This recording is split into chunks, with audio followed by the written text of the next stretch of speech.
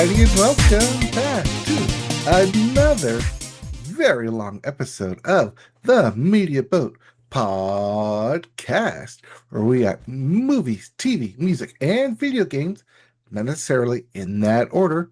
My name is Mike. His name is Matt. My name is Matt. His name is Mike. Thank you for joining us on the Media Boat Podcast this week. Today is February the 27th, 2026, Pokemon Day. Everybody, happy 30th anniversary. We'll talk a little bit more about that later. And it is episode 527. So let's get into it. But before we get to Pokemon Day, we're going to start with the music section. Start with the music section with the Billboard. Start the Billboard with the Hot 100. And the hottest song in the land is Opalite by Taylor Swift. Getting that music video bump there. At 2, Choosing Texas by Ella Langley. Coming in at 3, Man, I Need by Olivia Dean. At number 4, DTMF by Bad Bunny. And running at your top 5, Ordinary by Alex Warren. Yep.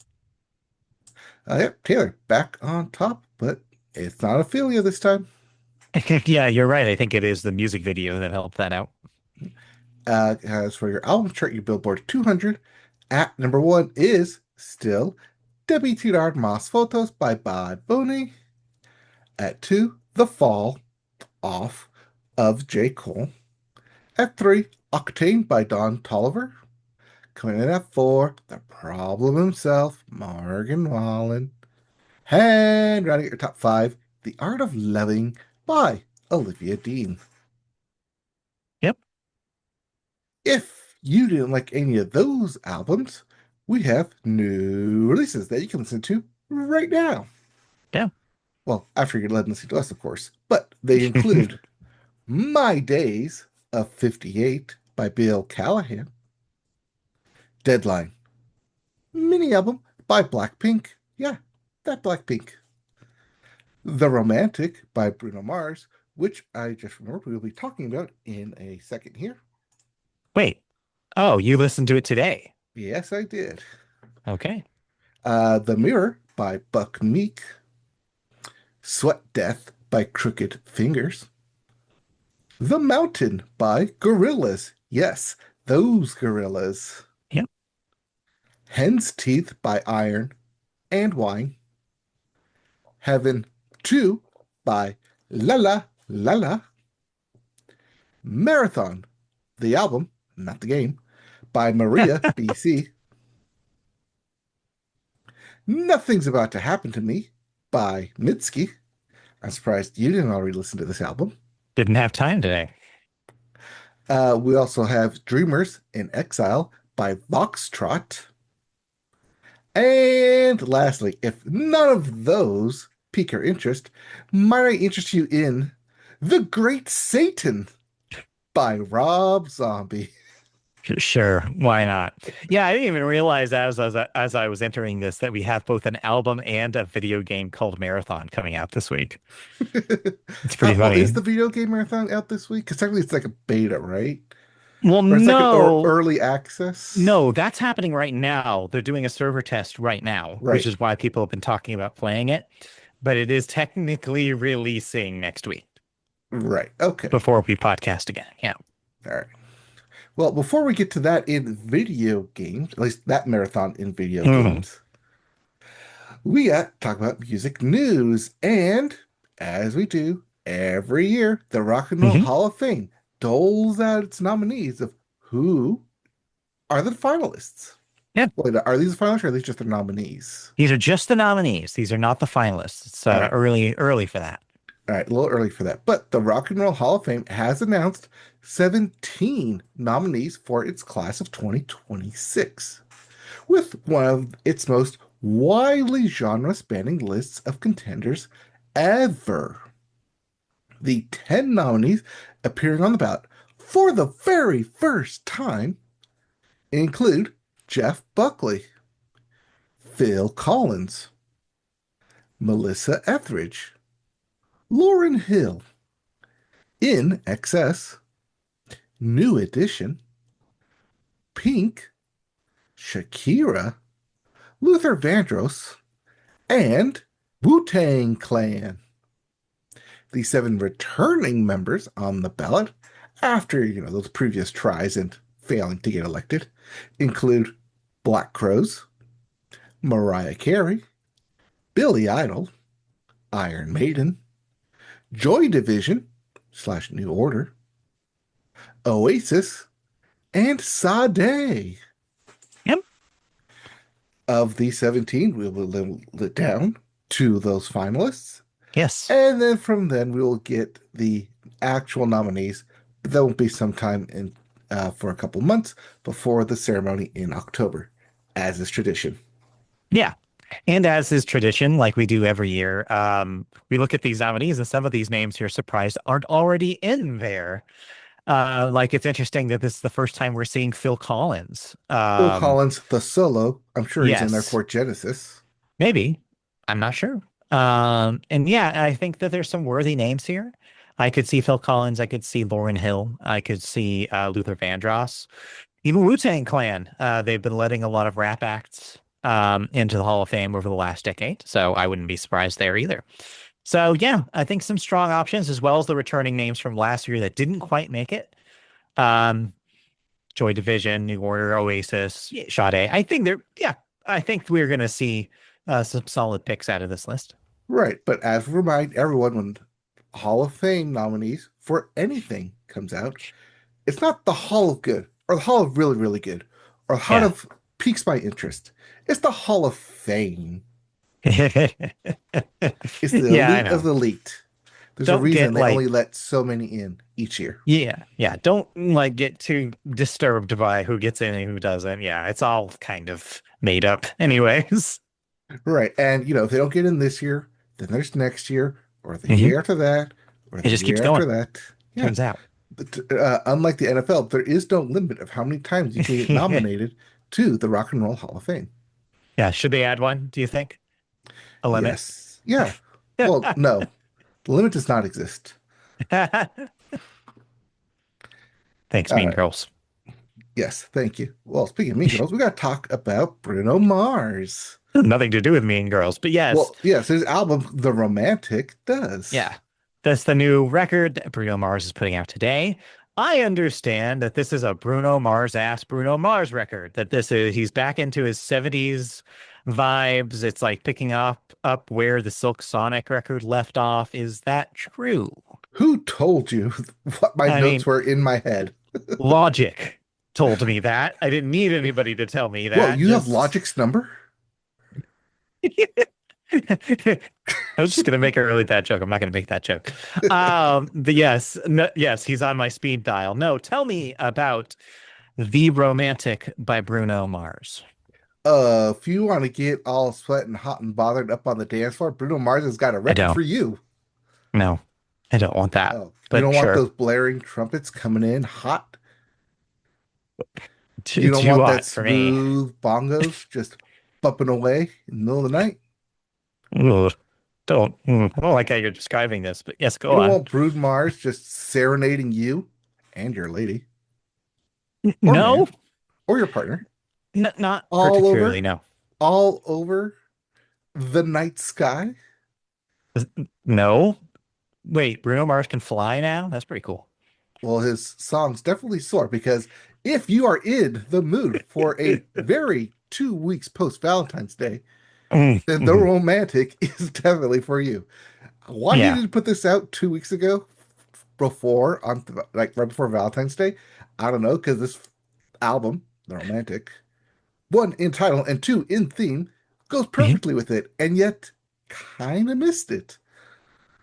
Well, what are you gonna do? Use my time machine and go back and move this up 2 weeks early. Because if you're in love, if you want to be in love, if you want to feel like you're in love, Bruno Mars has got an album just for you. So it's full of love songs, that kind of 70s funk feel. How Hmm. does it rank among the Bruno Mars hits? Is there anything on this record that we're going to hear as much as, say, 24 Karat Magic, Locked Out of Heaven? What are we dealing with here? Some I was probably gonna peak go with Bruno Lazy Mars? there. No, that's a different. That was early. That was a different kind of Bruno Yes, Mars. that was a hooligan, Bruno Yeah. Mars. And the doo-wops. Yeah, don't forget that. Yeah, you gotta start with the doo-wops before you get to your hooligans with Bruno It's Mars. true. Everybody knows that. But Uh, yes. it's got the uh, I won't say it's like big hits because a lot of Hmm. these are like song love ballads too. Mhm. It's not the hip hop 24 karat magic funk, uptown funk that's going to get you going on the dance floor. Like it's the slow dance, the smooth grinding, the dare I say wedding song Bruno Mars. Sure, sure. He has a few of those. Just the way you are comes to mind. Hmm. Yeah, it's a lot of those kind of songs on this album. Okay. And the romantic, as the album says, kind of implies that. So you are getting exactly what you want out of this album, Okay. which is a lot of Bruno Mars, a lot of love Mhm. songs, and oh yeah, did I mention a lot of trumpets? A lot of trumpets in this thing. All right. Man loves Well, his trumpets. well, there you go. That sounds like exactly what I thought that thing was going to be. So there you go. Delivers on the premise. Thank you, Bruno. Yes. All right. Well, since you Cool. didn't listen to Mitski yet, No, I haven't. Next week I will talk about that. all right, did you listen to anything else? No, haven't had time. All right then, let's get into video games where we got Yes, new releases. we do. Starting with Resident Evil Requiem for the PC, Yes. PS5, and Xbox Series X, and the Switch 2. Yes, that is your big release for the week. That is the ninth Resident Evil game. Early word says it's just as good as you would imagine it would be. Apparently, it combines the greatest hits of games like Resident Evil 4 and Resident Evil 7. So, regardless of the kind of Resident Evil you like, whether you want to go in guns blazing or have the more horror first person approach, Requiem has both. So, it sounds like a pretty good deal and a love letter to Resident Evil fans. So, check it out. Yep. Not to be outdone, though, we also have Resident Evil 7 Biohazard Gold Edition for the Yep. Switch 2, Switch to. Resident Evil Village Gold Edition for the Switch 2. That's right. Yep. Those are two different, sorry, there's now three different Resident Evil games you can go get Yes. on the Switch 2. That's for people who want to catch up on the last two Resident Evils that they may have missed because they were Switch 1 owners and those games didn't exist on that platform. So yeah, cool that they're doing that. We also have Tales of Berseria remastered for PC, PS5, Xbox Series X, and the Switch. Yeah. Legacy of Kain, Defiance. Remastered for everything. Wide release. You got it. You can play it. Yeah. Also wide release. Scott Pilgrim EX. X? X? Ex? EX, EX. Yeah. For everything. Wide release. You got it. You can play it. Real quick, I didn't mention this last week, but I did play the Steam demo that was up for Scott Pilgrim EX. I didn't really talk about it because there's not much to say. If you played the Scott Pilgrim versus the World video game that came Mhm. out in 2010 alongside the film, you more or less know what EX is. It's a direct sequel to that game with its own original story, unrelated to the film or the comics, but using the same characters and settings and themes and stuff like that. Yeah, it's a beat 'em up in the classic River City Ransom kind of mode. There's a few new things you can do in that, a combo system and a leveling system that I don't think existed in the first game. More or less, it's what you think it is. It's a belt scroller. You're beating up dudes. You're picking up items. You're doing combos. You're leveling up. You're buying things at the store. It's very much that kind of game. So if you like that original one, well, you're gonna love this one. All right. I mean, we did get Scott Pilgrim Takes Off, but this is no relation to that either. Again, original story. This is a story that is not tied to any existing Scott Pilgrim narrative. It just involves the characters. Okay. We also have Planet of Lana 2, Children of the Leaf, for everything. Wide release. You got it. You can play it. As previously mentioned, Marathon for the PC, PS5, and Xbox Series X. The video game, not the album. And well, we have a couple more releases, but these were also part of our video game news, which was, as you mentioned, Pokemon Day. Yes. Not only is it Pokemon Day, but they celebrated Pokemon Day by doing a Pokemon Presents, a special one for the 30th anniversary of Pokemon. Yes, 30 years ago today in Japan, Pokemon Green and Red versions were released for the Game Boy, and thus started a craze, a fad, whatever you want to call it, a mania that kind of evolved into, no pun intended, a media franchise that has stood the test of time. It went beyond a fad and has become what, if not the, at least in the top two, most money-making media franchises on the entire planet. So yeah, it's very, very impressive that 30 years later, that's where we're at with Pokemon. If it is second place, I think it might only be second place to I don't even know, Lego. I don't even No, know. Star Wars. I've seen this Star Wars. graphic. Star It's Wars. Star Okay. Wars, then it's Pokemon, Then it's and Pokemon. then Okay. I think it's Marvel after that. That makes sense. But yeah, it just goes to show you that despite what people told me And then when I I think it's was, James Bond in fourth, but I could be wrong yeah. about that number. But yeah, despite what people told me when I was 11, Pokemon didn't go out of style. It's still here 30 years later. So yeah, did you So this happen is to where you watch? call up your mom, tell her that she was wrong 30 years Oh no. later. No, my mom wasn't the one that told me. She was always a believer. Um, no. Did you watch the Pokemon Presents this morning? Yes, but in the afternoon. Okay, I watched it live. Yeah, I thought it was a pretty solid showing. It delivered on everything that we hoped it would. We should probably just skip to the biggest news, which was at the end of the presentation, which was none other than the reveal of the next generation of Pokemon games. The Switch 2 in As 2027. foretold. Yes, the Switch 2 in 2027 will get Pokemon Winds and Waves versions. They look to take place in some sort of tropical Back island to Alola, situation. baby. It doesn't But not seem really. like it, yeah, it's not Alola explicitly, but it does seem to be a place that at least has a lot of water, and a beachside theme. So it does kind of evoke some Alola vibes, but it may not be an archipelago of islands like that game was. It doesn't seem to suggest island hopping. But it does mean you get a lot of sun, you get a lot of sand, and you get a lot of water.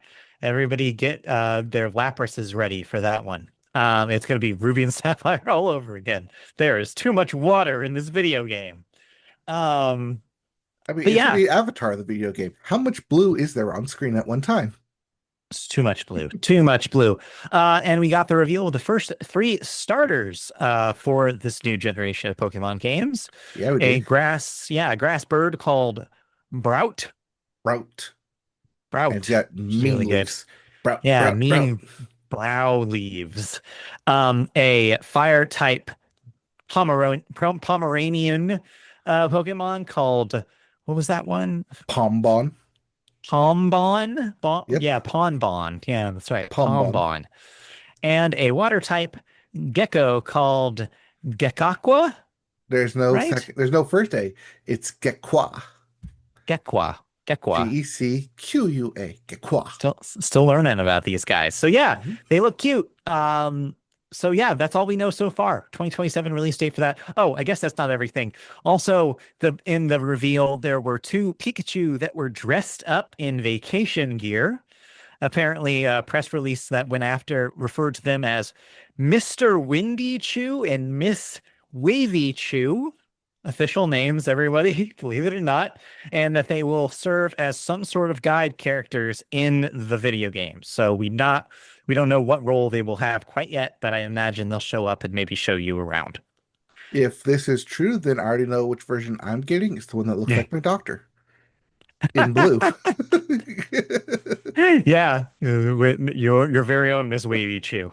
So yeah, I am already pretty excited. It looks like what we saw was gameplay footage, and it looked good. It looked like It's they pre-rendered finally. footage. We know what they've pulled this before.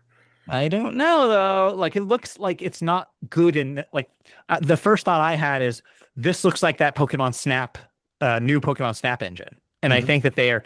at least if not using that explicitly, the quality is up to that level now, which is beyond where we were with Scarlet and Violet. So at least it seems like they fixed the biggest issue. Turns out a higher horsepower machine will help you do that. And also a 5-year dev cycle, which they did not have famously for Scarlet and Violet.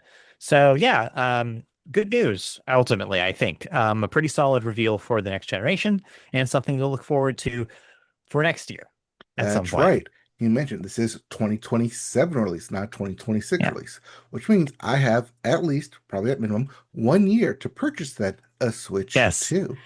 I told that to Christy as well. I was like, well, I guess this is a Switch 2 exclusive, so maybe they'll put out a light by then. Who knows? Maybe, but let's hear. I Maybe. have a doctor birthday, an awesome birthday, my birthday, an anniversary. Uh, let's see here. What else is there? Thanksgiving, Christmas, New Year's, Valentine's, Yeah. Super Bowl day, Pie Day, Double Pie Day. How many holidays do I have between now and then? Can I Yeah. You have a convince lot of myself to purchase a Switch 2? gift giving opportunities. Yes. You'll Yes. get there. But yeah, otherwise, the show had some smaller reveals that we should also mention here. The DLC for Scarlet and Violet, or not Scarlet and Violet, sorry, Legends Yes. ZA is out today. The Mega Evolution themed one, Mega Mega X Dimension. Charpon Garchomp. Yeah, is in there. Yeah, they said that. In the beginning, they announced a Hit Clips-esque music player that's shaped like a tiny Game Boy that plays Pokemon music by putting in cartridges. Yes. Um, How many? 45 different cartridges. Each yeah, plays one classic song. Who was this it's for? no one. It's for no one. I don't know who that's for at all. Um, and you know, the typical round of updates for all the Pokemon games, including um and Unite, Mhm. Trading Card Game Pocket, Masters EX, everything's getting special 30th anniversary stuff for that. As for actual games that you probably care about, on this podcast. Pokemon Pocopia got a little bit more footage. That is coming out this week, as It mentioned is in the new on releases. Thursday. Thursday, which is a weird day for a game to come out, but hey. Mhm. At least So everything that I've seen of looks that looks good and looks it fun. looks it looks like it's going to be huge. It is Like, a Switch 2 exclusive. yes, it is a Switch 2 exclusive, but just if you put Pokemon plus Minecraft plus Animal Crossing on like a whiteboard, like whoever wrote that should get a raise and should run the company because that is going to be an insanely popular video game. Just and the co-op stuff that they confirmed today, Mhm. it's what they needed. That's the last piece of the puzzle because that's one of the other things why Minecraft was as big as it is you can team up and Visit your build other islands. Yeah. stuff. Yeah, it's so brilliant and it's out Animal Crossing because you can't even do that in that game. Well, Animal Crossing is no longer a priority for Nintendo. Not for now. Oh yeah, and Pokemon Champions has a release, at least for the Switch version, April. So just another month to wait until Pokemon Champions comes out. The mobile version will come out later in the year, they say. So, but at least Yeah. we're getting that sooner. So the question then, does that mean Pokemon Champions is going to be a free game like Pokemon Unite? Yeah, it's unclear. It doesn't seem, I don't know if that's going to be a free to play product or not on Switch. No Right. idea. But like Pokemon Unite does both Yeah, Switch and mobile versions, but at least I don't that's know. free. Yeah, So we'll is see. Pokemon Champions going to be free? Do I get Pokemon Stadium for free on my M- phone? Maybe. Maybe. Yeah, maybe. I don't know. We'll see. Also, they confirmed our suspicion from last week that the Fire Red and Leaf Green releases for Switch 2 and Switch will be compatible with Pokemon Home at a later date and will eventually, so you'll be able to eventually interact with the aforementioned Pokemon champions. So keep that in mind, I guess, when you're training your Fire Red guys today, if you day one to that. Otherwise, I think those are the major announcements. Nothing super extra media like we kind Hmm. of expected. No talk about a movie. We did get a little bit more talk about Pokemon XP, the conference that will be taking place alongside the championship in San Francisco Yep. later this year, but nothing really we didn't already know about it. Yeah, no like music collabs, no real like talk about the 30th anniversary outside of video games. It was actually kind of refreshing, I thought, to see Pokemon Company focus so much on just we know you're here for the video games. Let's talk about the video games. So yeah, it was a pretty good presentation. Yeah, I mean, it did everything we expected. The leaks were Mhm. right for Pokemon Thanks Wind for real. and Yeah. Waves. I specifically avoided those, but yeah, for those who didn't, it did confirm all of that. But yeah, and for the rest of the day, I watched like 12 to 13 episodes of season one of Pokemon because I wanted to celebrate the day. So it's been a while since I've seen those original episodes, so it was quite a trip. Oh, see, I thought you were going to celebrate by walking Pokemon Concierge. I'd be happy that they showed Pokemon No, Concierge in the opening title of all the different Pokemon. It's like, oh, they there's Pokemon did. Concierge. They didn't forget about it. That's a cute move. I'm glad they didn't. I made a joke on Blue Sky also about that. I was like, well, with this like beachside kind of theme for Pokemon, the new Pokemon games, are we going to have like be able to visit the Pokemon Concierge Resort? Hmm. I hope so. Anyway, all right, that's it for the Pokemon Presents, unless you have anything else to say about Pokemon or the 30th anniversary or Yes. You saw Tropius in there, right? For the there. Wind and Yes, Waves. Tropius confirmed right away. It was like the second Pokemon they Yeah. showed, and I was like, I cheered. I was like, I woohoo. was as soon as I saw that, I was like, okay, Matt's dropping down money on this immediately. It was like 6:15 in the morning, and I'm just like, yeah. Get your Tropius on. I always do. Anyways, Anyways, yes, Pokemon Day. Congratulations to dropped it. all the trainers out Yes. there. Which, if you started when you were 10 years old, congratulations on turning 40 this year. Wow, burn. I was 8. Thank you very much. Anyway, Well, yeah, I can't wait for the US release, but yes. yes, I had to wait. Anyways, okay, cool. In that case, In that case, you have something down here in the thoughts. And I don't know if I actually want to hear your thoughts on this. don't ask me why I did this. Okay, tell me about Warframe. Oh, you mean the game from like over a decade ago, that I Yes, decided to jump into in the year of our Lord 2026? yes. Yeah, I don't know why. Why? I think it's because it's always kind of been in the back of my head, and playing a lot of the Division 2 recently made me think, what are games that are kind of like this? And I saw people on the internet talking about how Warframe is really good now. Like, apparently, there's people who think it's always been good, but also there are people who've been like, for a free to play game, there's something to this. And I was like, fine, I don't want to play this Endfield thing that Mike's been playing, but I could use another, like, one of these kind of free to play experiences to see if it's any good. So I decided to install Warframe on the PS5, specifically the PS5 version, just to, you know, because I needed a couch game. I've been doing PC stuff for a while now, and I'm like, I need to sit back. So yeah, I jumped into that, and I am really into it. Oh no. This is a really cool video game. I don't know when it became so cool, but like they've done a lot of work on this. Here's a short list of the things that I've done so far in the first, let's say, 10 hours of Warframe. I've had some sort of space skateboard that I can grind on rails with.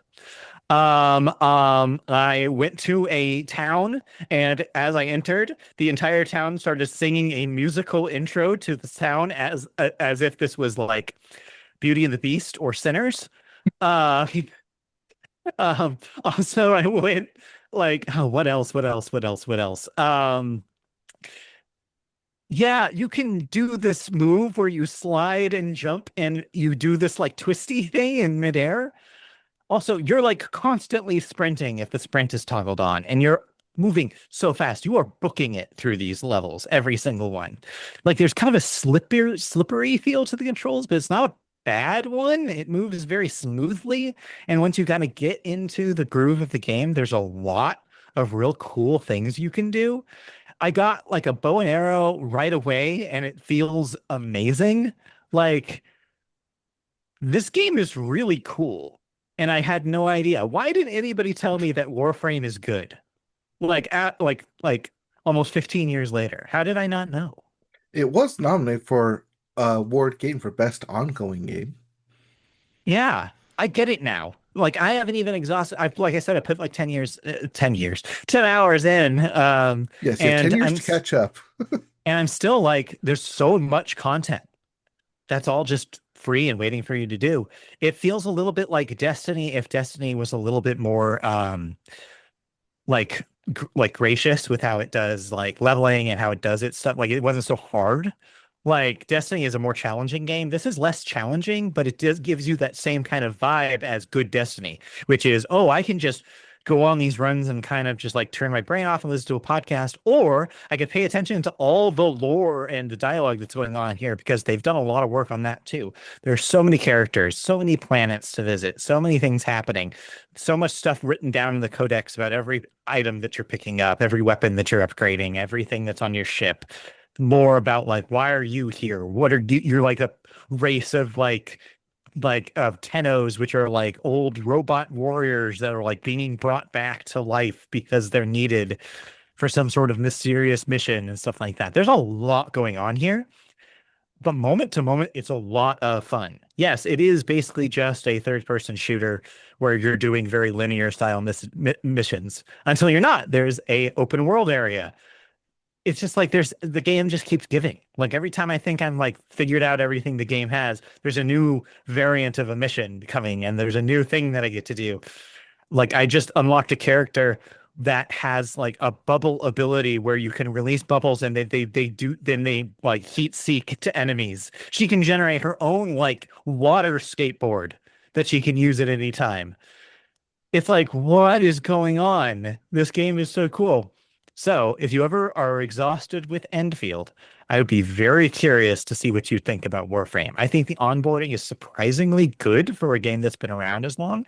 I pretty much eased right into this. Like I didn't have like a whole lot of confusion, like I think is possible with these games that have existed for a while, where you log in for the first time and you're like, wait, what are these currencies? What am I doing? Also, key, it is not a gotcha game, which is a breath of fresh air for free to play because that's kind of been the thing is gotcha games kind of funnel you eventually kind of no matter what to having to spend money. This game, at least so far for like the first like week I've played it, it doesn't feel like that at all. Every paid thing seems 100% optional and the game provides even ways to in-game ways to get new characters. And all the characters can use all the guns. It's not like there's like a huge difference. It's just a special move. So you don't feel ever forced to like get into the economy right away. I 100% recommend checking out Warframe, and it plays especially good, especially well on PS5. Now, I might take you up on that if I didn't already have a game lined up after Enfield. Yeah. Yeah. Um, it was supposed to come out in January, but since it did not end up playing Enfield, but it's coming out in March. It's that Seven Deadly Sins Origins Oh no, don't do that game. to yourself. Why Don't do that to not? yourself. Why not? Come over here to a good video game. Come on. But Ditch if the I could gotcha. start fresh, I don't have to Yeah, go about but 13 this is years something we could both past. play and we could run missions. Like that could be What fun. We time do haven't I done that in have a to long run time. missions? Do I run missions at like 11 o'clock at night? I mean, I'm asleep at that time, so no. All right, well, I tried.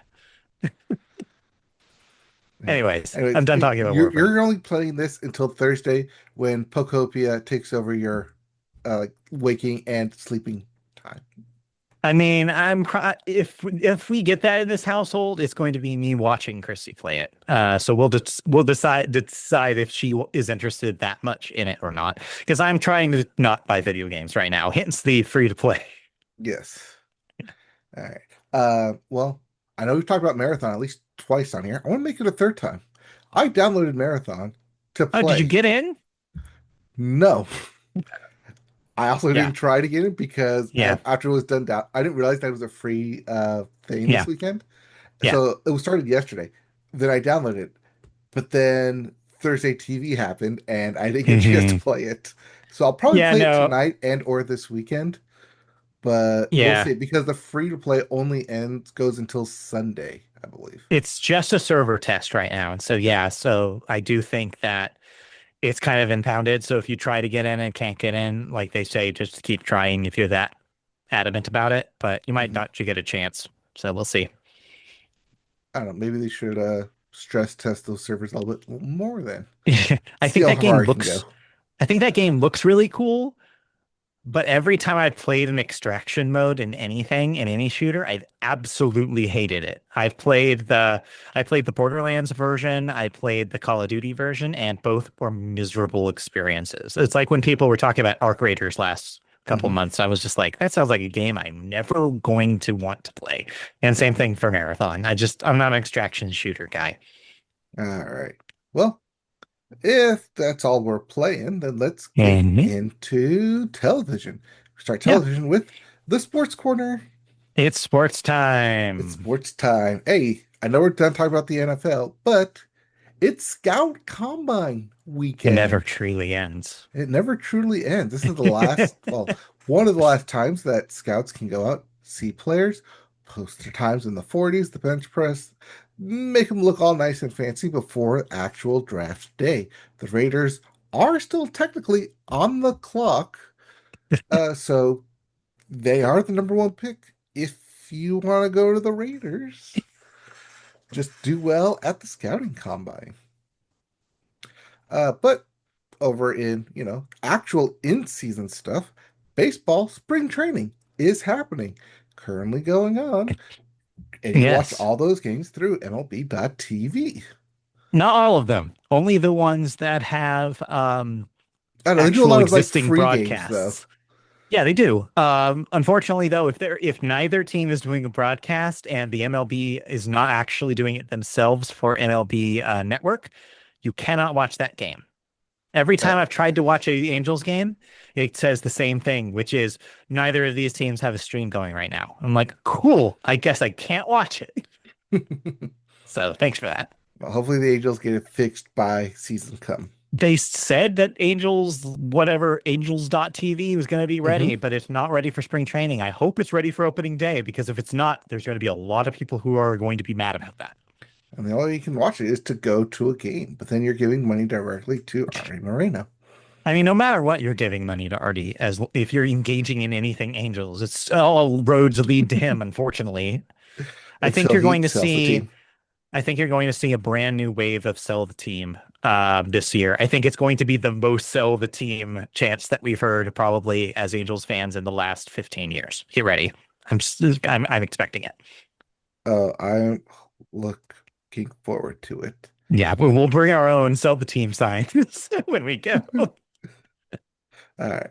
Let's see here. We also have the NBA going on. Mhm. And, we're still hot and heavy waiting on the NBA. The Spurs are currently on a 10-game win streak. But as of the NBA, on the inverse of that, the Bulls are on a 10-game losing streak. Nah.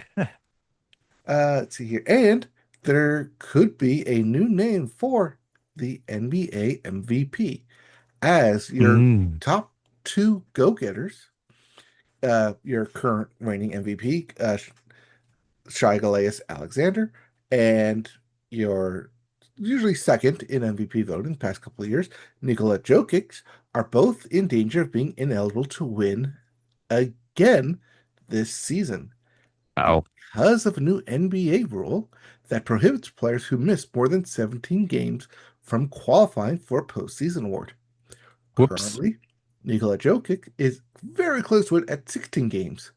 If he goes over that 17 game mark, meaning he misses two more games the rest of the season, he comes ineligible for any postseason awards. Mm. Now, current MVP Shai Alexander has 7 games. Yeah, 7 games still. But there's only what 3 months left in the year, and he's currently nursing was it like stomach issue. So if he ends up missing games, like this new rule could be like, well, one, if you're missing games and your team is tanking, shows that yeah, you are the most valuable player to that team. Yeah. But are you the MVP for the league? Are you playing more times on court than you are taking sick days, rest days, injured days? Hmm. So yeah, we could have a new MVP on our hands if the trend continues for these top two players. Yep. And lastly, one NHL. It's back in season now because the Winter Olympics are officially over. As for the official medal count, Norway won everything. Well, they won for the most gold medals for a country and with 18 and most medal total with 41. Those are Okay. both new records for Winter Olympic Games. The Cool. USA came in number two with 12 gold medals and 33 total medal count. With Nice. Netherlands coming in third with 10 gold and 20 total. They're in third because they have 17 silver compared to Italy, which only had 6 silver. But host country gets the bump because they got Yeah. 10 gold medals as well and 14 bronze medals, with those 6 combined for 30 total medals, the third highest total count. And we typically see this with the host country Yeah. sending a little bit more athletes than they normally would, and so you get a little bit more medals than you normally would. Plus, home field advantage does count for something. Yeah. And since both these events happened since we recorded, the men's and women's hockey team both won gold Hmm. medals. Yes. This is the first time the USA has won a gold medal since the Miracle Game of 1980. They've Yeah. been in the gold medal game before. They've come in silver every single time since then. But yeah, that USA versus Canada game going into overtime, probably one of the most watched games in hockey games in a long time, and probably does a whole lot of boosting for the NHL because I've seen tickets jump exorbitantly for hockey tickets the past week following the return of the NHL. Do you think it's Everyone's got that? hockey fever. Yeah. Do you think it's just the Olympics, or do you think it's a little bit of heated rivalry as well? Could be both, but yeah, everyone's on a very hockey high right Yeah. now. Hockey's hot right now. That ice is gonna melt. Yep. Speaking of hockey being hot, Flavor Flav and Stanley Tucci have both hot, and they both celebrated with gold medal winning USA women's hockey team instead of doing other stuff. Yeah, no, we're not gonna. Yeah, we're going to be clear here. Only the women's team had a celebration that mattered this week. I have no idea about anything else. Nope. Uh, the men's hockey team won gold, and they're back to playing Disappeared. NHL. Yeah, they They went back disappeared. to I their don't know regular where they teams. went. They went poof in a puff of smoke. We didn't hear anything from any of them. Nope. Uh, So yeah, unlike 1980 where we spent college kids, we actually sent like actual Yeah, professionals this right. time. Yes. And so yeah, go back to their regular teams, Yeah, back to your regularly scheduled broadcast. professionals. I know the Jets, the Winnipeg Jets, aren't technically a professional team, Fair enough. but they do meet the league minimum. They do. They count somehow. All right.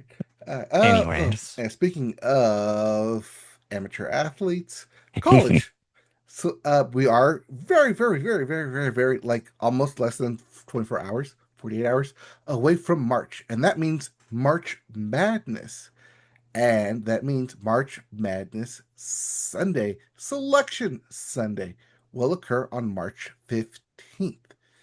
And that also means we get to do another March Madness bracket. I guess so. I don't know when we're gonna do it because I'm gone for a whole week. Oh, we'll find it. We'll find time. Didn't really think that like put that into my schedule. And now it is, but we'll talk about Okay. that next week. I have maybe a way where we can do it in a very much a very way shorter way, but we'll see. Do we ever do anything short here? Just like this No, podcast, never. just like this episode. Anyway. All right. Well, speaking of things that have gone mad, we have TV news. We do. We have so much television news that it kept developing, apparently, even after you wrote it. And so we technically have a whole set of bits and a bonus story. But the bonus story is so big, we have to talk about it first, folks. And it is, of course, the biggest entertainment news of the week, which was an update on the Paramount, Netflix, Warner Brothers Discovery mess of a love triangle, I guess you could say. On Thursday, the Warner Brothers board said it valued Paramount's $31 per share offer to be superior to an existing deal with Netflix. Paramount's offer is for the entirety of the company, including its pay TV networks such as CNN, TBS, and TNT. Netflix was given 4 days to raise its own bid, but ultimately they declined to match the revised bid by Paramount Skydance. Paramount has now agreed to pay the $2.8 billion breakup fee in addition to the rest of the money that Warner Brothers would owe Netflix if that deal did not go through, and it does look like it is not going through. So yes, it looks like the love triangle ended just as most love triangles end, which is they decide to get with the scumbag, even though they were so close to going with the lesser of the two evils. That sounds like a personal story. Would you like to elaborate? No, I'm good. Don't need to. It's a universal story. I'm sure it's relatable. Yeah, no, this is bad news. I mean, let's be real. As we've said before on this show, no matter who bought Warner Brothers, it was going to be bad news. But this is the worst news. The Ellisons will now own CNN on top of CBS News. So two storied news institutions will be, let's say, guided On by, top of TikTok because of yeah, I'm the other talking side of the TikTok and Ellisons. yeah, so what we're talking about here is a further consolidation of the media under a single roof, and that's never a good thing. Of course, this will go through FCC regulation. Um, we'll see how that goes because with Oh, this don't worry. administration, FCC is currently interested in late night, not so much what's going on over here. but yes, so we will possibly see some sort of at least hearing about whether this will actually go through and become one giant massive company.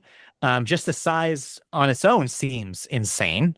Um, so yeah, well, it's not done, but it does look like that the done guys are out. So we will not have the Netflix Warner marriage made in hell that we thought we were going to get. Well, no, now we'll get Ah, the Paramount, Skydance, yeah, Warner Brothers Warner Discovery marriage in hell, hell. which Yeah. is what, 5 rings lower now? Yeah, yeah, just ask Dante. I'm sure he'll tell you. Yeah, I don't know, man. It's bad. It's bad. It's all bad. It's all bad. Well, unless you're Netflix, because all you did was put in a Yes. bid for Warner Brothers Discovery, Yeah. waited 3 months, and Yeah. ultimately walked away with almost $3 billion. Yeah. No, they get to keep their money and they don't have to spend it on something that they didn't really want all of anyways. So that's good. Yeah. Ultimately, they made the right call here and not get in bed with the company that was struggling. So, And ultimately drove that price up because wasn't it at one mm, point like 15 to yeah. $20 So it per doubled. share? Yeah. Yeah. It's wild. Yeah, regardless, we'll see. We'll have updates, I'm sure, as this horror story continues, but it's definitely not good news. Yeah. Remember when Paramount was like trying to find like fledgling and hemorrhaging money? I think there was a story this past week about Paramount hemorrhaging money and Warner Brothers Hmm. hemorrhaging money, like to the tune of like hundreds of millions of dollars. And yet they're the thing we're talking about. Yeah, yeah. Oh, how times change, but they really stay the same. Yes. But the good news is we have the flip side of this, which is we do have the bits that we pre-prepared, which will make you feel a little bit better. So let's talk about One of them that. will, at least. One of them will, and we're going to start with a showstopper here. We have an update about Ryan Coogler's X-Files reboot. The pilot has landed, and Hulu has bought it. Daniel Deadweiler, who I guess was in The Harder They Fall and Till, will star in the lead role. So yes, Ryan Coogler X-Files is happening and it's going to be on Hulu. I am excited to see what he does with that. I'm glad that he's got the free reins to do a streaming here over at Hulu. Little bit surprised he didn't go with Apple to get a little bit more of that Apple money. But hey, at least with Hulu, he's feels like it's in good hands. And Yeah, feels like also a sidestep away from Warner Brothers. interesting choice. Yeah, for sure. Go do a deal with Disney, essentially. Yeah, Yeah, we'll see. Next up in the bits, comedy streaming service Dropout will begin streaming. Oh, weird. I've heard of this. British comedy series Don't Hug Me, I'm Scared. I haven't heard that in years. On Monday, the show's launch marks Dropout's first ever licensing deal, a 3-year non-exclusive syndication agreement. so Dropout yeah, was also in the news this week for having a crossover episode for one of their shows with, get this, ABC's The the Rookie, rookie. starring Nathan Fillion. Yes, that is correct. Which I Because was going to bring Dropout up making as Hollywood also a part of deals. this. It's like Sure, why Dropout, like, not? yeah, formerly College Humor, Yes, currently important to note Dropout. there. Note there, if you are familiar with Dropout, yes, they're the entity formerly known as College Humor, the Mhm. website. But yeah, yeah, weird. I haven't heard the words "Don't hug me, I'm scared" in probably like 8 years, so that was a throwback. Yeah. Well, they did come out with a season two that was only on the BBC channel, I think Okay, Channel 4. but I remember it Uh, being kind of a viral internet thing before yes, it that. was on the internet, and Yeah, then the season two was for BBC. And I'm not sure if they were doing a season three, but if they are, it'd be here because of the exclusive yeah. in agreement. It's like creepy Sesame Street, basically, is its Yeah, vibe, right? That's mhm, kind of what it's going for. yeah. Okay, yeah. Anyway, all right, That's just the easy way to put it. I mean, I wanted to mention that just in case people have not heard of it, which is very possible. Yes, but you All can right. also go on YouTube and watch "Don't Yeah. Hug Me, You I'm can Scared," just and Google then that. kind of be scared. Yeah, it's a little creepy, even though it's not like explicitly adult, if I remember correctly. It's very like it's kind of family oriented, but it's not, but it is kind of creepy. I would align it kind of with the vibe of a Five Nights at Freddy's, where it's not like gory, it's just scary. Like it's just a little creepy. hmm Yeah. Everything's just a little bit off the longer you watch it, and that's kind of what Yeah. makes it good because you I guess want to so. keep Yeah. watching and find every like all Yeah. details to it. There Very you well go. done. So yeah, no, now I guess more people will see it. Yes, All right, let's move on to something that sounds like right up somebody's our cooking alley. this up for us, right? Which is Jake Johnson will be set to star in a Dan Gore and Luke Del Tredici run private investigator comedy that will have a pilot on NBC. If that didn't already sell you, Akiva Schaffer, of course, Lonely Island member and director of The Naked Gun and our favorite movie, Pop Star Never Stop, Never Stopping, has boarded the pilot as director and executive producer. Sign me up. I want to see this thing right now. Every piece of this is something I love. You got the showrunners coming back from Brooklyn Nine-Nine, a hmm show we loved. You have Jake Johnson as lead, who I loved in New Girl, and who is just a perfect guy to be a bumbling, like perfect private investigator. I can just imagine it in my head. It works perfectly already. You don't, no notes. Like that's perfect casting. And then to have Akiva Schaffer as a producer and a director for the pilot. Like, I want to watch this immediatly. Like, I It's want made somebody for to put us. this on a Yeah, television right now so I can see it because that's how excited that makes me. So, yeah, I'm yeah. sold. So going NBC, expect this in fall with Yeah, sweeps, fall. and yeah, we'll see if how good this ends up because Yeah, all the dominoes are here to make something really, really good. yeah, sounds good. And lastly, in the bits, if you are a real physical media kind of person, I've got good news for you.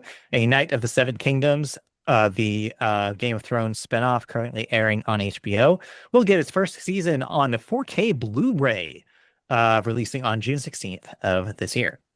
Yes, that officially ended as of Sunday, so all episodes will be coming out in a very rare form from Yeah, HBO yeah, you to don't see still that a put lot. out a not just a Blu-ray, but a 4K Ultra HD set for this. This seems to be a promising trend. Last week we had news about K-pop Demon Hunters and Frankenstein, Guillermo del Toro's Frankenstein, getting 4K Blu-rays from, get this, the Criterion Collection of Mhm. all people. So yeah, it looks like streaming shows and movies getting physical releases right after they released is a good trend going into 2026, and I hope it continues. Wait, K-pop Demon Hunters is a Criterion K-pop collection? Demon Hunters Criterion Edition. Yes, it Wow. sounds too good to be true, but it's real. Yes. I think it's less about the Criterion Edition, meaning this is an important movie, and more about Netflix made a deal with them. Mm. Let's be Okay, clear let's be here. clear here. Yeah, but anyway, still I'm like, that exciting. movie's not old enough to be a Criterion collection. No, it's not. But you watched a lot of television. I mean, some of these are just an episode so far, some premieres. Yes. But besides that, let's get into it. Let's talk about the stuff that ended first. So, yes, A Night of the Seven Kingdoms ended. And my thoughts from the first episode when I talked about it still ring true. It's a kind of a comedic take on a knight's journey. If you like the Knight's Tale from way back when, you're gonna like this. It's Yeah. very short too. There's only like 6 episodes. It runs through a single tournament, and you get to see just what is a knight, like someone's idealization of a knight versus what is a knight in actuality, and how Hmm. they conflict with one another. And Sure. you got to choose between like, okay, do I go like with what I think the ideals are, or do I follow the lead, follow the path that's been set before me, or do I do something else? It's really, really great, really, really well done. And even if you're not into like the whole like Game of Thrones aspect of like all the different houses, you don't really need to be to really love and understand A Night of the Seven Kingdoms because it's so granularly focused on like a single village and a single person that it's kind of a lot more enjoyable that way than trying to figure out, oh, but this house and this person and that person. It's so refreshing that it makes you want more of these kind of stories within the Mhm. Game of Thrones universe. Yeah, I mean, that what you just said right there almost sells me on the idea of it, and I see why it's worked so well. Because yeah, I think to have something a little bit different in tone in such a serious franchise is exciting by itself, and to see that they did a good job with it and made a high quality show is a cherry on top. So cool, good on them. Mhm. Now, I have a serious question for you. Okay, I have a Did serious you answer. watch The Traitors last night? I did. We We finished it. watched We are about caught the up. We watched finale. the finale and the reunion. Oh, okay. We have the whole enchilada. All right. Do we want to talk about it spoiler free or do we want to talk about it with spoilers? It just happened last night. Yes. Well, I haven't watched the reunion yet. We're gonna watch it Oh, tonight. okay. Okay. You'll Is enjoy there it. anything like juicy that comes out of the reunion more than like you think it's gonna Uh, come out of it? it depends on your definition of juicy. There are a couple of things that we didn't know and that we had to look up to verify, as you do tend to do on these reunions. Hmm. So yeah, in my opinion, yes. In my opinion, there were some juicy revelations. Okay. But yeah, I think this season of the Traitors was one of the best ones. I I mean, agree. of the four that they have, it was very Yeah. engaging, kept me wanting to watch, kept me wanting to be very engaged in not just the missions, but also the round Hmm. table. And just Yes. Alan Cummings is Yeah. so juicy in all of it. Engaging Love, is the word. yes. Absolutely. Is that there was so many twists and so many things that I didn't see coming, so many banishments I didn't necessarily like call, and murders I didn't necessarily call. And yeah, it worked every week. I was really impressed with how they did it and impressed with the result, even though it was heartbreaking. And I don't know about you, but we were yelling at the screen during the banishments and we could not believe how that ended.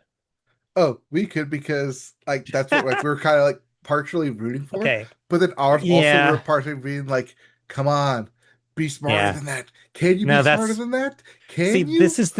that is the thing. Again, trying to avoid spoilers Mhm. here, but Christy was very much in the camp, you get what you deserve, and I was very much in the camp, but come on. Like, it's, I still feel bad. Oh yeah, you can So, still feel yeah. bad, but it's also Yeah. part of the game. The name of the game Yeah. is The Traitors. Yeah, traders are gonna stab you in the back. I always say every year to Christy, I'm always like, the thing about this show is that when you get down to five people, all those alliances mean nothing. You have to give them up. So, in my opinion, why bother trying to be like make those pinky promise style, like we have to do this things at all because you're going to have to break them. That is just how these games work.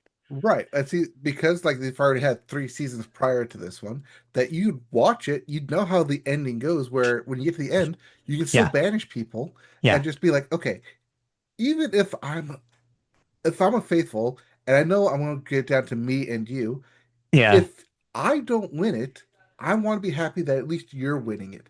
And if you can't Yeah. say that about that person, you gotta kick him out. You Yeah. If gotta you go banish him. if you go in with a friend or if you go in making a friend and you make that friend early, you have to be honest with them and be like, this is a game. Our friendship is only as long as it makes sense. Like you I know cannot that's why promise. Johnny and Tara was just like Yeah. so perfect in this season. They were okay, here's the thing. They were great until one episode where they weren't, and they made the absolute worst decision they could have. Specifically, Tara made a terrible decision in that moment and threw off the game.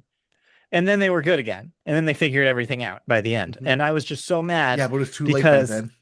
it was too late because they had the thing that they did that if Tara had made the right decision in that moment, the game would have gone wildly different. Yep. But alas, that's the traders for you.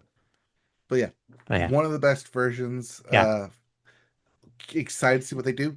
Yeah. Have you signed It's up for the US version? absolutely not. No. I'm not doing that, and Christy's not doing that because we like that it's celebrities. We think it's fun when it's celebrities. I don't want to. I'm less excited for regular person traders, to be honest.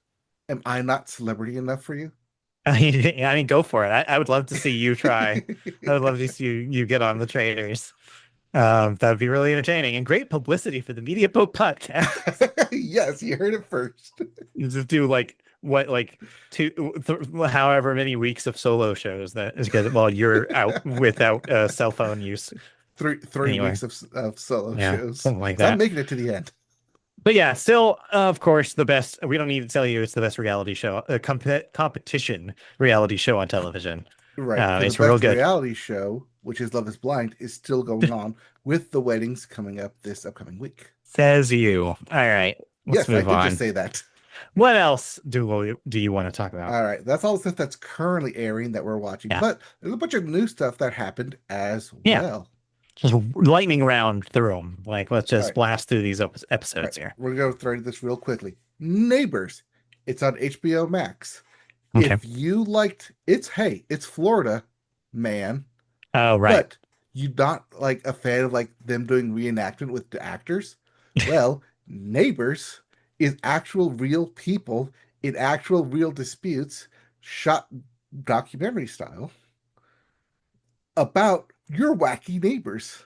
The opening is very, very like quaint, where it starts off like big, vast universe going through the solar system, coming down to Earth, and then going all the way down to a single neighborhood and being like, out of everything in the world, this is the most important thing that's going on right now for this person. And it's such a really good visual metaphor for everything. It's like, oh my gosh, this Yeah. hits everything that's very juicy about not just your wacky neighbors, but the petty things that people get involved in that they think is like the most important thing ever. Hmm. It is fun, it is wacky, and like I said, if you like that It's Florida Man, which is also on HBO Max, you're gonna love Neighbors. I do think they kind of put these people very much out there in terms of like showing them in a certain light, but in essence, they try and frame both sides as there's not really a good side or a bad side. They're each trying to do what's best for them, which is a very positive note in this documentary filmmaking style. Except it does also kind of lean like, okay, but this person's just slightly more right because of the law. But then it's also like, Yeah. but this also person's also right because it is like their privacy in their law, and they have Sure. technical rights to it. So it Yeah. walks that very fine line between the first episode being about boundaries of where does a property line lie in the middle of nowhere, which is Yeah. hilarious. Yeah. And then it also compares that with where does the property line lie with public beaches and beachfront, and can a person walk through a beach and set up property if your property line ends before the coast does. And then the second episode is about neighbors with animals. One with a lady who has too many cats, common problem. And then one with a person who set up a farm in the middle of their house and was trying to get zoning permits for it. Like going through the right channels of trying to do it, but the neighbors don't want a farm in the middle of their rural Right. community, even though they're also kind of in the middle of nowhere, not in like the middle of like a big city. And just like the pettiness of everyone. It's very fun to watch, and also very fun to watch not just the pettiness, but also like the types of disagreements they have because they start like with the Red Jones and they go very specific on the type of person they are. It's like, oh, you're getting very deep here, and it's very fun to watch. Yeah. Okay. Interesting. Yep. Speaking of documentary style, the fall and rise of Reggie Dinkins. Yes, I am very curious about this. Not curious enough where I watched the pilot yet, but I am curious about this. A sitcom on NBC with some people that used to be in some of my favorite sitcoms. So give it to me. Is it worth it? Yes, Daniel Radcliffe being your favorite sitcom of the past year is worth it. Okay. So it is shot in that very documentary mockumentary style that has been Sure. known for NBC for 50, oh god, has it been 20 years now? Yeah, 20 years Yeah. since The Office. Yeah. Basically. And they explained away that they're shooting this way because it is a documentary. And they explain away very fast. It was like, okay, I get it. I don't Yeah. have to worry about like why they're shooting it like this. And then it's very rapid fire in the jokes, a la 30 Rock. It's from Robert Carlock, which is just blast through a bunch of jokes. And Yeah. some of those jokes that you think are one off actually come back and you don't know Yeah. which ones. So it's very funny. It's like, oh, Okay. you're All referencing right. this from earlier in the episode. Oh, that wasn't just a one off that you were just making a gag on. You actually like make it part of the plot. It's very funny. There's two episodes up right now on Peacock that you can watch. I mean, also they were primarily ahead of the Olympics commercial. So I was like, okay, I'll watch this because I watched that instead of the Burbs, even though I kind of probably should have watched the Burbs, but I watched this instead. But I'm glad I watched The Fall and Rise of Reggie Dinkins because it's funny, it's hilarious, a little bit about sports gambling, but mostly about people trying to get a second chance. And that's where you find some magic because it crosses that very fine line between laughing at them and laughing with them. And it does it just very so well, finely tuned enough that you're laughing with them while trying to root for them to be better people on the other side of this. Sure. Okay. All right. So it's got the laugh a minute stuff that you want, but it also maybe has something a little deeper in it, potentially, if they dig into it. Yeah, not just to say something to say about like the NFL and how they treat their players, but something Yeah. bigger, like on a personal level as well. Because as you Right. say, when you get granular, you also like Yeah. talk about like more general concepts as well. And that is the key to a classic sitcom, right? Is like 30 Rock was also a joke machine, but 30 Rock worked because you did eventually weird fall for these very weird characters. Like Liz Lemon is objectively not a good person, but Mhm. like you stuck around with her long enough to be like, yeah, I want her to succeed and I want her to figure this stuff out eventually. And so yeah, like so this already has an advantage where like the characters are at least likable enough from jump where you're like, I'm interested in what they're going to go through next. So it's kind of working on multiple levels.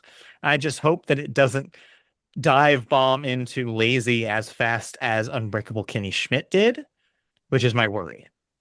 Right, because the longer this goes on, you're wondering, okay, Yeah. when are they going to complete this documentary? Right. Yeah. How long can There's they only so stick long around that this together? premise can work. And so they really need to figure it out. But hey, if it shows promise, that's good news. Well, they just do at the end of start season two, they say, we're making a sequel. Yeah. And they just go from there. Yeah, exactly. All right. Speaking of sequels and reboots and remakes, Scrubs is back. Yeah, it is, huh? Yeah, picking up right where they didn't leave off 30 years ago, 20 years 30. ago. No, it's not 30 years ago, that's for sure. Scrubs is the 2000s. So yeah, Yeah, sorry, I'm looking only at the about Pokemon 30 here. it's only about 25 years, 24, 25 years old. Something like that, yeah. Yeah. Um, well, if you don't know what Scrubs is, you're probably thinking, oh, those are just the T-Mobile guys. Yes, they are. They gave them their Yes. own show. It's called Scrubs. But yes, this picks up from technically where the NBC version left off, right? Because there was that ABC season about characters that I'm guessing they did not bring back. Yes, or at least they do not reference it that they Mhm. did used to work at a school for Sacred Heart. But Unfortunate. they're back. Your three main leads are now kind of like running the hospital, and gives a new look of like, okay, now you're the ones in charge. Now you're the ones who have to make decisions. You're the one who has to be both the good guy and the bad guy. So it is a good, like, refreshing take on the next steps of Mhm. Scrubs, and the comedy works well. But again, Bill Lawrence comedy always, well, not always, but It works for you. 95% of the time I think works it's for really him. dependent on what kind of thing you like. I Let's like a put it this good way. Bill Lawrence. Mileage Let's may put it vary. this way. I really enjoyed Scrubs when it was originally running, and every time I've tried to go back to it, it hurts. Oh no. I You don't like can't the do it cutaway anymore. gags? Yeah, it's too much now.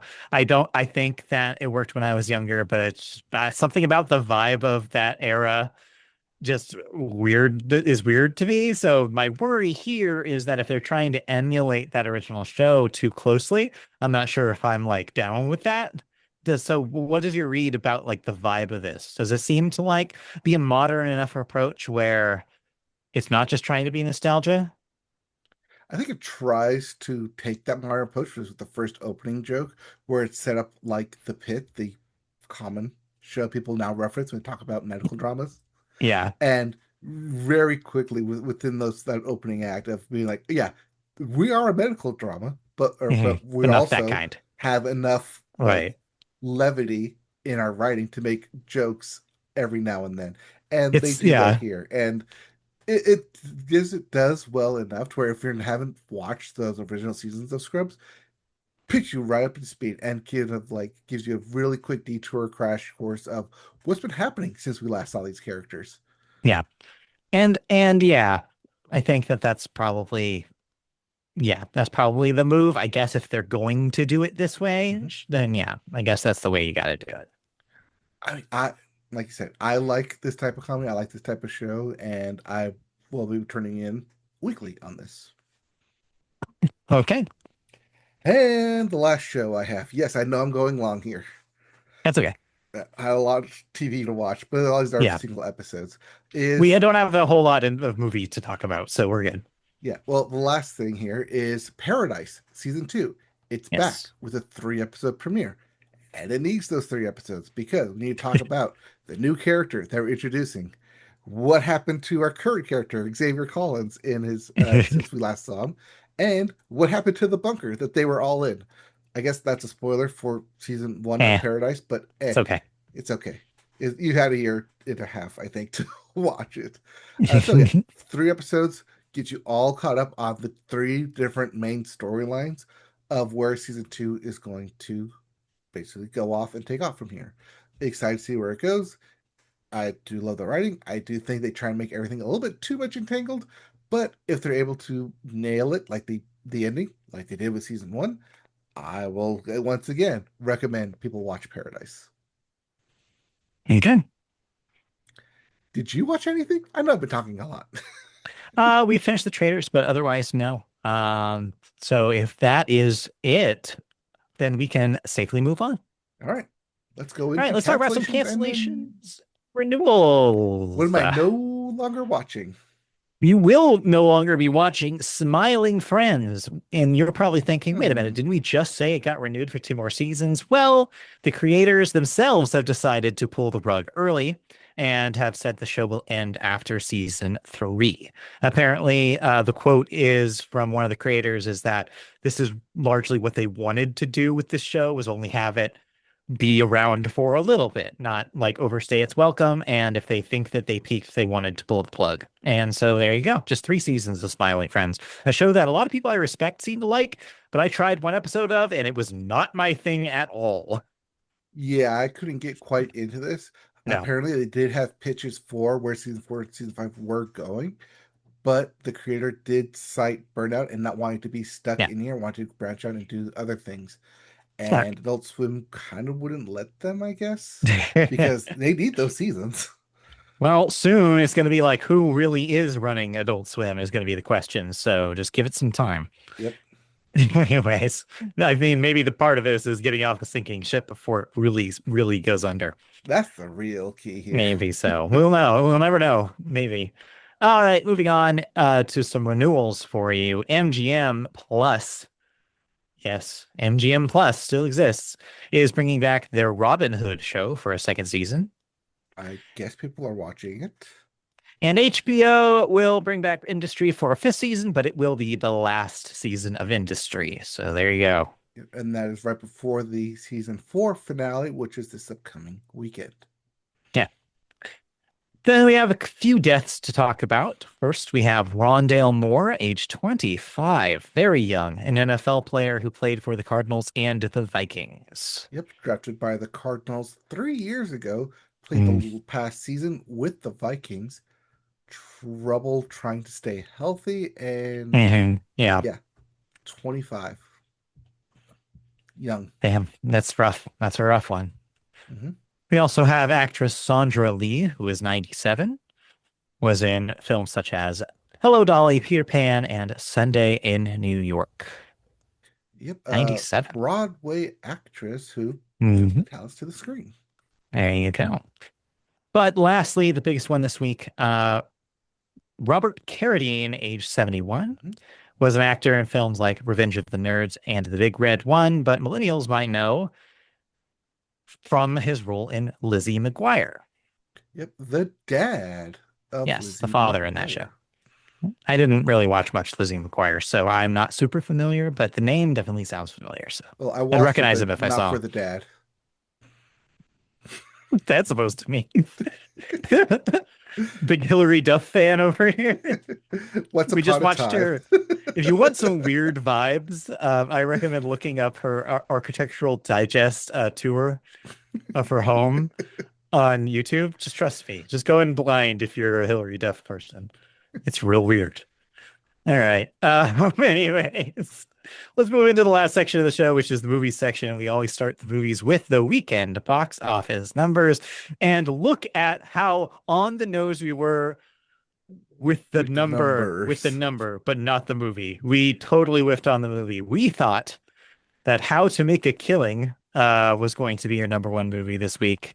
It was not even in the top five. Instead, people showed up for Goat this week.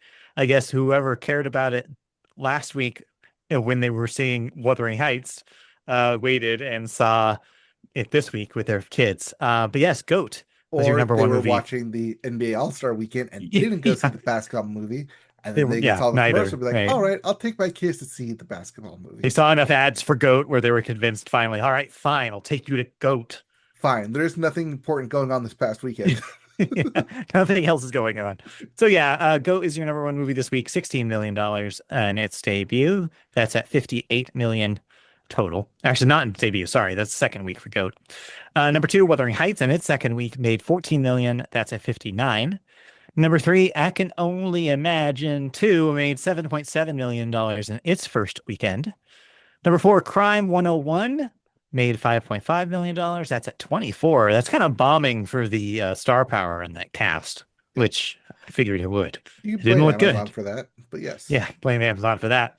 And rounding out your top five, Send Help, which is actually having a pretty solid run. $4.4 million. That's at 55 right now. And Sam Raimi keeping it going, keeping it down. But yes, number six is where How to Make a Killing landed with its $3.5 million debut. And underneath that, Psycho Killer, your horror movie, Qu'est-ce que c'est? $1.6 million. Ba, ba, ba, ba, ba, Yeah. ba, bad. Real bad. But bad. That's really good. All right. So yes, we both I guess both lose a point Yeah, we here. both lost a point there because we didn't get the number. We got the number right, but we didn't get the movie Yes. right. Yeah. All right, but thankfully we got it easy. We got a gimme this week. Are you sure? This is I'm 100% sure we got a gimme this week. I have no problem predicting because our three movies this week are your requisite anime movie. Hey, remember that remember the horse girls? Well, they're back in movie form. Uma Masume, Pretty Derby, beginning of a new era, hitting theaters this week. So yeah, there you go. If you're not tired of the game yet, I've not touched that thing in forever. You can see the anime film. Oh, you were so happy about that game though for It was really 2 cool. weeks. I still really respect that game and how it's structured. It's a lot of fun for what it is, and I think that it's really cool and impressive that it exists. But it's a gotcha game, and it's so easy to bounce off of those things if you aren't doing it every day. If you miss a day or miss 2 days, that becomes 3 days, and then all of a sudden you're just not playing it. Yep. And that's what happened. You also have this week something called Dreams, which I'm guessing is not related to the Cranberry song. No, this is a romance thriller starring Jessica Chastain, Isaac Hernandez, and Eduardo Gonzalez. Okay, interesting. But get out of the way because it is time for a controversial but probably still box office popular film, Scream 7. Yes, the seventh proper Scream movie, which was, like I said, mired in controversies of all shapes and sizes, is finally coming out. I don't recommend seeing it, but Yeah, but people it's are the probably seventh still going to see version. it. Don't you know that the seventh version is always the best of something? Oh yeah, everybody says that. Well, I guess that makes sense for Final Fantasy and nothing else. Well, and Fast and Furious. No, because five is the best Fast and Furious, so that's not right. No. Final, Fast and Furious, Final Fantasy 7. Fast and Furious 7 is the one where Paul Walker drives I off into know. the sunset. Oh no, I know that that's that one. Fast Five is still a better movie. You get Paul Walker and you get Ludacris and you get the dragging the safe through the city scene, which And is the best the first instance thing. of Dwayne the Steroids Josh Yes. Johnson. I thought he was in six. I don't No, think he's in he's in 5. five. Yeah, he was No, okay because Caputo. five is the guy that they thought was dead in. Nope, that was 6. No, that's six. So Yes. six is that and The Rock. I don't think The Rock's in The five, is Rock's he? in 5. The Rock's Yes. in five? Yes, he's not in 4. But the lady cop is in five, right? The lady Yes. that ends up the blonde that ends up being the love interest after what's her Yes. name? And she's teams up with The Rock in like one of Ah, the opening scenes. okay, fine. Whatever. Well, five is Like I the said, good one. the 7th is always the good one. Just go to 7. Anyway, no. All right. Let's 7. move on. Seven. We 7. can't talk about sevens anymore. But yes, All right. my prediction is that Scream 7 will be your number one movie. Join me if you would like, or we can differ. Oh no, it's Scream 7. People will Okay. watch this Yeah. because it's a sequel. Because But we people need have to put a bad number on taste. it. They will see it. We need to put a number Yeah, on it we though. do need to put a number on it. It will be more than 16. I would That's for hope sure. so. Oh yeah, Yeah, unless speaking of, something is because How to Make seriously a Killing wrong. did not make 16 million, Yeah. I can probably confidently predict the end of Glenn Powell as a leading man because with The Running Man and now this, You're calling it on Glenn he Powell. You're cannot like, the be a Glenn lead Powell man era anymore. is over. Twisters was a one-off, and this Fair proves it. enough. But yes, number, Scream 7. We need to put a number that's not 7 on Scream 7. 17, 27, 37, 27, 27, 27? 27 feels okay. Okay. I'm going to take the over on that All right, before you you take the can. over. I'll take the Yeah. under. All right. That's Okay. fine. We're set then. You should write that Scream is our pick. Oh, So that we don't get. Perfect. That's a visual gag that no one can see. So thank you for that. I'm not going to yes. explain it either. All right. You don't have to. Okay. Moving on, let's talk about movie news real quickly here. And our update is about the BAFTAs, which made a little bit of a splash on news for reasons not just for awards. We'll unfortunately. talk We'll get about to the that awards first. in a moment. But first, before we talk about the controversy, we'll talk about the awards. One battle after another did what we thought it would do and dominated the 79th BAFTA Film Awards on Sunday night, taking home 6 prizes, including Best Film and Director for Paul Thomas Anderson. Winners included Sean Penn, who, surprise, took home Supporting Actor Award for his performance in said movie. Also, big winner of the night was Wunmi Mosaku, who won Best Supporting Actress for Sinners. Frankenstein, meanwhile, emerged as the leader in the craft categories, winning in production design, makeup, and hair and costume. The biggest shock of the ceremony, though, came when Robert Aramayo picked up the EE Rising Star Award and also beat out the likes of Chalamet, Timmy himself, and Leonardo DiCaprio for the Best Actor prize, which was a It surprise. was a So it was a surprise. surprise. The British star leads a movie called I Swear, an indie biopic about real life Tourette syndrome campaigner John Davidson, who was in attendance at the ceremony. And here's where we get into the complicated stuff. Yep. Dot, dot, dot. Ryan Coogler's Sinners made history with 3 wins for original screenplay, supporting actress for Wunmi Mosaku, as I just said, and original score for Ludwig Göransson. After Chloe Zhao's Hamnet won for Outstanding British Film, its leading lady, Jessie Buckley, took home Best Actress prize, as also predicted. Josh Safdie's Marty Supreme had 11 nominations, with the latter and he ended up being shut out of the BAFTAs entirely, tying the record for most BAFTA losses in history. But as I mentioned, um, the other thing that happened was that the John Davidson, who was there and has Tourette's, had a tick that is very common with people with Tourette's and said an inappropriate racial slur while Michael B. Jordan and who else was on stage with him? It Was was Ryan Coogler or no, it wasn't Ryan no? It Coogler. was I didn't watch it. Oh, Right. Delroy Lindo. Thank you, Christy. Yes, Delroy. We're on stage. So there's been a lot of talk in the last week about how this went down, why this went down. Obviously, it's one of those tricky subjects. Obviously, it really, really sucks for anybody to have to hear that word, especially being slung at them in public where millions of people are watching. That sucks. That's a bad feeling to have. And it's really hard to, know how to react in that moment when it does happen. It also, on the other side, sucks when it's something that is involuntary, like a Tourette's tick can be. And it's really unfortunate timing. But above all, the impetus then comes on the people at the venue where the awards took place to make sure that there was accessibility provided to Mr. Davidson so that such a thing wasn't going to happen, like say not having a mic as close or something like that. It's also the impetus on the BBC who aired it to make sure that they have that, their finger on the dial with that delay to make sure that millions of people at home are not hearing such a word being said. There's a lot of moving parts here. Nobody is necessarily wrong, except for maybe the people who are responsible for things that they could have done. But yeah, this sucks. It's just a sucky thing all around.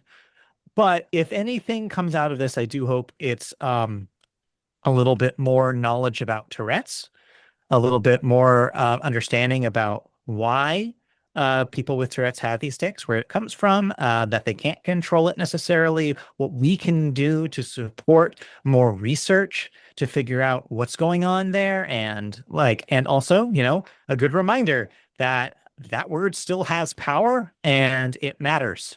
And like, we should not be, talking about like, oh, is it like, oh, you're woke if blah blah blah if you don't say what you mean. Like, no, like words have power, words can be offensive, words mean things. And in this case, this was a good reminder of the strength and like terror that word can still hold. So yeah, there's a lot going on here. It's a story that's way, way bigger than our podcast, but I felt like we should talk about it.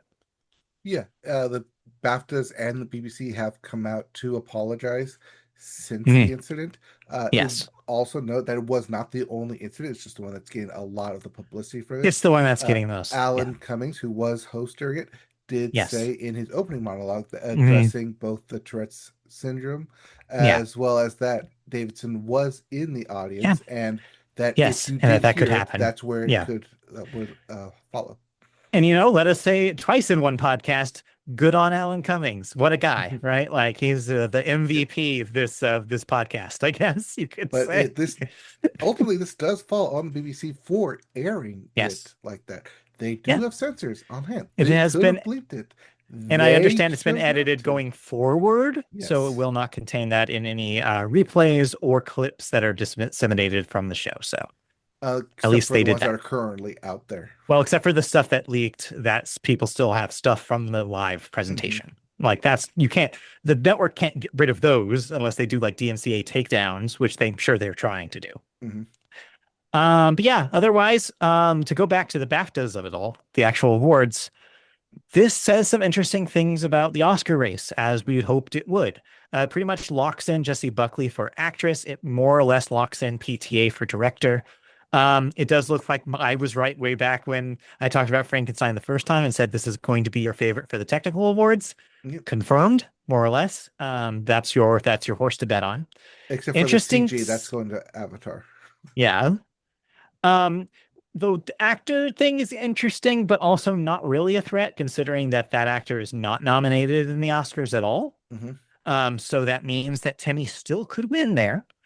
And also, it's an interest. It puts a wrench in the supporting actor categories, both of them. Sean Penn was a surprise. He hadn't really been in the conversation as a frontrunner for that category. Now he has a point in his favor that he didn't have before.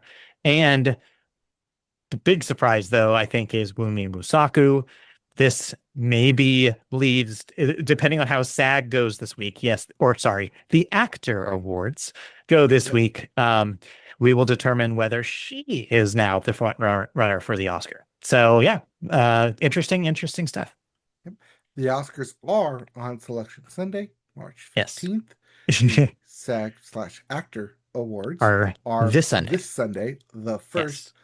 on Netflix, So we'll which means talk they about can those go next week. 4.5 hours. Yeah, exactly, and they will. Yes. All right. So we'll talk about the winners for that next week. But in the meantime, that'll do it for the podcast. I don't have movies to talk about right now, but next week I might be able to talk finally about Sentimental Value. We're just probably going to pull the trigger and rent it this Okay. weekend, either tonight or tomorrow or whenever. So yeah, I will talk about some Sentimental Value next week, which means I will have all of the Best Picture nominees except for F1. So I'm getting there. I'm so close. It's Um, available. You can get there. yeah. Yeah. Watch Any that Brad movies? Pitt run over everything. Uh, Movies for you? no movies for me. Uh, I mean, it's tough because me not supporting How to Make a Killing, which was on one of my like probably like number 20 of 20 Yeah. films to see this year. Okay. But the next one I'm going to see in theaters is what is it? Oh yeah, Project Hail Mary, coming out a Right. month from now Yes. on March 20th. Um, that one is I keep seeing a lot more promotions for it, but they didn't also kind of seeking out the promotions. But everything I see says it looks good, and I have high hopes for Yep. it. All right. Well, we'll see. In the meantime, I have an update from the front. It's just coming. Alan Alan coming. coming. Just once. Oh, just like it's Revelation.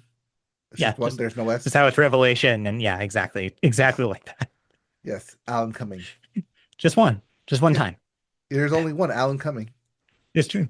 All right, that'll do it for the Media Vote podcast. Thank you, everybody, for tuning in. We'll be back next week, like I said, with the results for the SAG Awards. Sorry, the actors. I'm going to do that every single time. Just watch next week. I'm not going to remember it either, and I'll have watched them at that point. It's okay. At some point, they're Um, gonna switch back to being the SAG SAG Awards again, Awards. Yeah, it's like the regardless. HBO football, And HBO then, yeah, Max. after that, I'll have to commit to some predictions. So I'm excited for that. Not. Then yeah, I'm sure we'll have other stuff to talk about too. So tune in then. If you want to see us in video form, you can go to YouTube and search Media Boat Podcast there.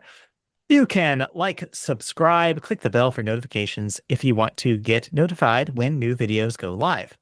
You can also hear us in your ears on podcast services by searching That Media was a Boat very Podcast on weird those. pause. I know you would hear us in your ears. on podcasts. I don't know if you know that.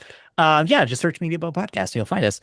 You can also find us on Blue Sky. Search Media Boat there. You can find us twitch.tv/Media Boat for video games every once in a while. You can also email us, and this is the most important one, at mediaboatpodcast@gmail.com. Questions, comments, feedback about the show. We'd love to hear from you. If you're watching this right now, send us an email.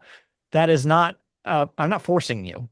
I'm just suggesting it, to be clear. I'm not making, and it's up to you. You live your life how you want. But yeah, ask us a question and we'll read it here on the podcast. So there you go. Yep. And just like the PBS, we depend on viewers like you. Viewers like you. Exactly. Express themselves every day on the Media Boat Podcast. All right. That'll do it for the millennials out there. That'll do it for the Media Boat Podcast. We'll be back next week. See you guys. Yeah, thank you for listening to a very long episode. Like you said, we're back with only an hour 45. It wasn't that long. Our second penultimate before the Academy Awards. We're losing it. Like all right. Yeah. Bye. All right. Bye. What is more thoughts and more of us? Okay. Bye. Yes. Bye.